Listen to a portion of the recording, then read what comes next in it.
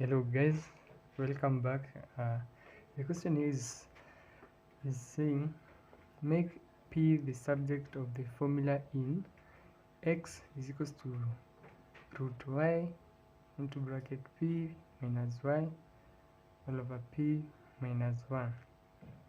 So this is the equation. So we're going to rewrite here x is equals to root y into bracket p minus y all over p minus 1.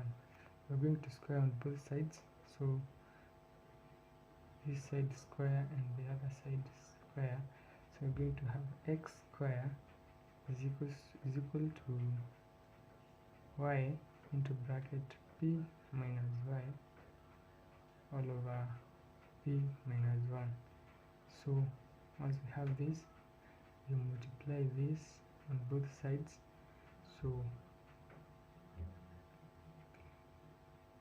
we're going to have x square into bracket p minus 1 is equal to p is equals to y into p minus y. So the required is we make p the subject of the formula. So when we multiply this, we're going to have x square p minus x square is equal to yp minus y square.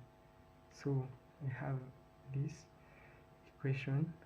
So we have p on this side and this p on this side. So we are going to take this to the other side. So we are going to have x square p minus yp minus this x square is equals to negative y square. We take this to the other side, so we're going to have x square p minus yp is equal to x square minus y square, because this, when we take this to the other side, it's going to be positive, so it is x square minus y square. So the common number here is p, so take p into bracket x square minus y is equal to x square minus y square, and we want this p to be the subject of the formula.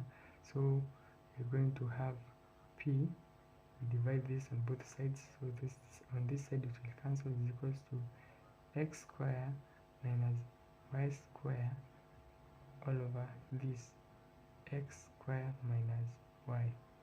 So our answer is p is equal to x square minus y square all over x square minus y.